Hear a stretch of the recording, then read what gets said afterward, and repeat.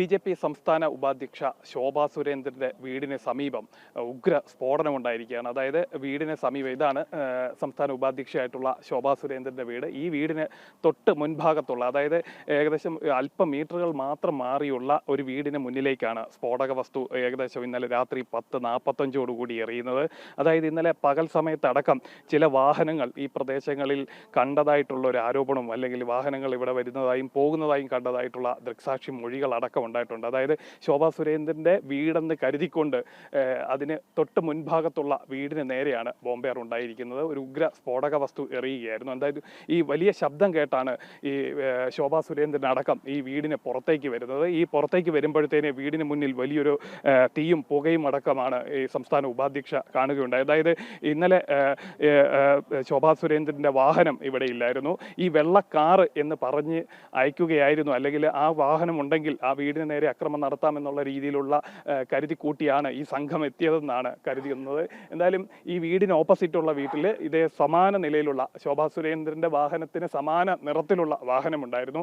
ഈ വാഹനം കണ്ടുകൊണ്ടാണ് ഈ അക്രമി സംഘം ഇത്തരത്തിലൊരു സ്ഫോടനം ഇവിടെ നടത്തിയതെന്നാണ് അനുമാനിക്കുന്നത്. എന്തായാലും ഈ വിഷയവുമായി ബന്ധപ്പെട്ടുകൊണ്ട് നമ്മളോടൊപ്പം ശോഭാ സുരേന്ദ്രൻ തന്നെ ചേരുകയാണ്. ചേച്ചി, എന്താണ് സംഭവിച്ചത്? എന്തായിരുന്നു സംഭവിച്ചത്? ഇത് ഒരു 10:43-44 സമയത്താണ് ഈ സ്ഫോടനം ഉണ്ടായിട്ടുള്ളത്.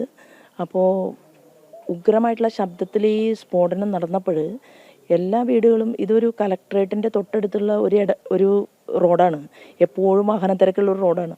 അപ്പോൾ വീടുകളെല്ലാം തന്നെ ഫ്രണ്ട് അടച്ച എല്ലാവരും അകത്ത് തന്നെയാണ് ഉണ്ടാവുക.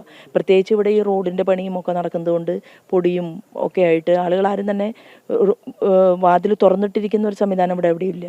പക്ഷെ എല്ലാ വീട്ടിൻ്റെ ഉള്ളിലിരുന്ന ആളുകളും അത്രയും ശക്തമായിട്ടുള്ള ശബ്ദം കേട്ടതുകൊണ്ടാണ് എല്ലാവരും പുറത്തിറങ്ങിയത്. ഇപ്പോൾ പോലീസ് അവരോടെല്ലാം തന്നെ സംസാരിച്ചു. ഇപ്പോൾ സംസാരിച്ച സമയത്ത് ഇപ്പോൾ നേരെ ഈ തൊട്ടടുത്ത വീട്ടിലെ സഹോദരി പറഞ്ഞു, വളരെ വലിയൊരു ശബ്ദം കേട്ടിട്ട് ഞങ്ങൾ ഓടി വന്നു. പക്ഷേ വാഹനം, ഒരു കാറ് കിടക്കുന്നുണ്ടായിരുന്നു, ബൈക്കുകളും ഉണ്ടായിരുന്നു. അപ്പോൾ അവർക്കത് ഐഡൻറ്റിഫൈ ചെയ്യാനായിട്ട് ആർക്കും പറ്റിയിട്ടില്ല. കാരണം അവരകത്തുനിന്ന് പുറത്ത് വരുന്ന അതേ വേഗതയിൽ തന്നെയാണ് ശബ്ദം കേട്ട് ഞാൻ അടുക്കളയിലായിരുന്നു, അടുക്കളയിൽ നിന്ന് ഉമ്മറും കടന്ന് ഞാൻ പുറത്തേക്ക് വരുന്നത്. അപ്പം ഞങ്ങൾക്ക് ആർക്കും അത് കണ്ടുപിടിക്കാൻ പറ്റിയിട്ടില്ല. പക്ഷേ ആര് ഇത് ചെയ്തു, എന്താണ് ഇന്നത്തെ ദിവസത്തെ പ്രത്യേകത?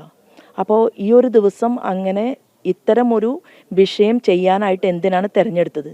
അത് എന്നെ ലക്ഷ്യം വെച്ചുകൊണ്ട് എന്ന് പറഞ്ഞാൽ എൻ്റെ പാർട്ടിയെ ലക്ഷ്യം വെച്ചുകൊണ്ട് എന്തിനാണ് അങ്ങനെ ഒരു സാഹചര്യം ക്രിയേറ്റ് ചെയ്തിട്ടുള്ളത്? അതിൻ്റെ പിറകിൽ ആരാ പ്രവർത്തിച്ചിട്ടുള്ളത്? എന്തായാലും വീട് അറിയാത്ത ആളുകളാണ് വന്നത് എന്നാണ് നമുക്ക് അനുമാനിക്കാൻ സാധിക്കുക. കാരണം ഇവിടെയും ഈ ഷെഡിൽ ഞാനുണ്ടെങ്കിൽ എൻ്റെ വെള്ള കാർ ഇവിടെ ഉണ്ടാവും. അപ്പോൾ ഞാൻ ഇവിടെ അകത്തുണ്ട്, പക്ഷേ കാറ് പുറത്തേക്ക് പോയിരിക്കുകയായിരുന്നു. ഓപ്പോസിറ്റ് വീട്ടിൽ വെള്ള കാറുണ്ട്. അപ്പോൾ അവർ പെട്ടെന്ന് ധൃതിയിൽ അത് കാറിൻ്റെ നമ്പറൊന്നും നോക്കിയിട്ട് എറിയാൻ എന്തായാലും ഇത് ചെയ്യാനായിട്ട് സാധിക്കില്ലല്ലോ, കാരണം നല്ല കാര്യത്തിനല്ലല്ലോ വന്നിട്ടുള്ളത്. അപ്പോൾ ഓട്ടോമാറ്റിക്കലി അത് സംഭവിച്ചിരിക്കാം. ഇതൊന്നും നമ്മളല്ല കണ്ടെത്തേണ്ടത്, കാരണം പോലീസ് അധികാരികളാണ് ഇതിനെല്ലാം തന്നെ മറുപടി പറയേണ്ടത്. അവരത് കൃത്യമായിട്ട് അന്വേഷിച്ച് കണ്ടെത്തണം എന്നാണ് പാർട്ടിയുടെ താല്പര്യം. ഇത് കരുതിക്കൂട്ടി ചെയ്തതാവാം, അല്ലെ? അങ്ങനെയാണോ നമ്മൾ കരുതുന്നത്? അല്ല, ഇങ്ങനെ എന്തിനാണ് ചെയ്യുന്നത്? അതായത് ഇത്രയും ഉഗ്രമായിട്ടുള്ളൊരു ശബ്ദത്തിൽ ഒരു സ്ഫോടനം എന്തിനാണ് നടത്തുന്നത്? അപ്പോൾ അതിൻ്റെ പിറകിലെ സാങ്കത്യം എന്താണ്, എന്താ അതിൻ്റെ ഉദ്ദേശം എന്താണ്? അതല്ലേ നമ്മൾ അന്വേഷിക്കേണ്ടത്. അപ്പോൾ അത് അന്വേഷിക്കേണ്ട ബാധ്യത എന്ന് പറയുന്നത് പോലീസ് അധികാരികൾക്കാണ്. പിന്നെ എന്തിനു വേണ്ടിയിട്ടാണോ ഇത് ചെയ്തിട്ടുള്ളത്, ആ ചെയ്ത ആളുകളുടെ മനസ്സിലെ സ്വപ്നം ഉണ്ടല്ലോ, അതെന്തായാലും നടക്കാൻ പോകുന്നില്ല. അപ്പോൾ അത് രണ്ടാമത്തെ കാര്യം. അത് നമ്മൾ പാർട്ടി അതിനെക്കുറിച്ച് ചിന്തിക്കുകയും പ്രതികരിക്കാനും ഒക്കെ ശക്തിയുള്ള സംഘടനാ ശേഷിയൊക്കെ പ്രസ്ഥാനത്തിനുണ്ട്. അപ്പോൾ ഇതിലും ഒന്നുമില്ലാത്ത സമയത്ത് ഞങ്ങളൊക്കെ ഇപ്പോൾ ഇവിടെ നിൽക്കുന്ന മുഴുവൻ ആളുകളും, ഞങ്ങൾ ഇന്നും ഇന്നലെയും തുടങ്ങിയിട്ടുള്ള ആളുകളല്ല, ഒരു വർഷമോ അല്ലെങ്കിൽ 2 വർഷമോ 3 വർഷമായിട്ട് സംഘടനാ പ്രവർത്തനം തുടങ്ങിയതല്ല, എത്രയോ വർഷങ്ങളായിട്ട്.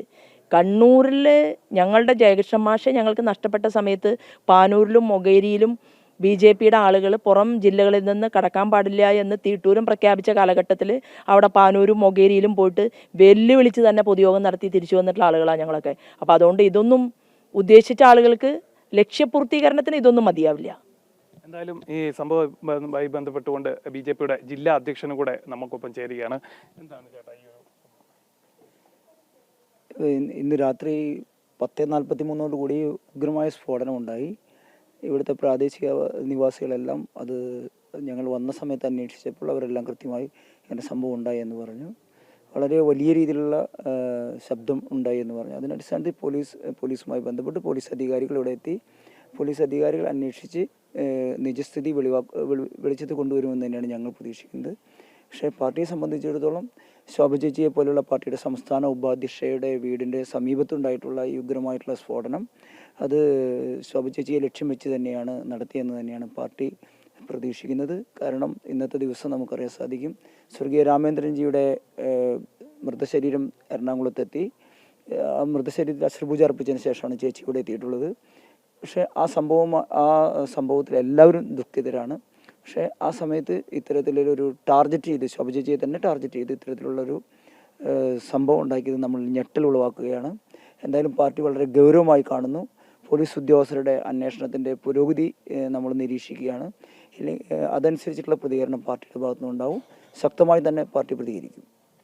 എന്തായാലും ഈ വിഷയത്തിൽ ശക്തമായിട്ടുള്ള ഒരു ഇടപെടൽ പോലീസിന്റെ ഭാഗത്തു നിന്ന് ഉണ്ടാകണമെന്നും ഈ വിഷയത്തിൽ പാർട്ടിയുടെ ഭാഗത്ത് നിന്ന് ശക്തമായിട്ടുള്ള ഒരു പ്രതിഷേധം ഉണ്ടാകുമെന്നും BJPയുടെ ജില്ലാ അധ്യക്ഷൻ തന്നെ വ്യക്തമാക്കിയിട്ടുണ്ട്. ക്യാമറമാൻ മനു കൃഷ്ണയ്ക്കൊപ്പം സാനു കെ സജീവ്, ജനം.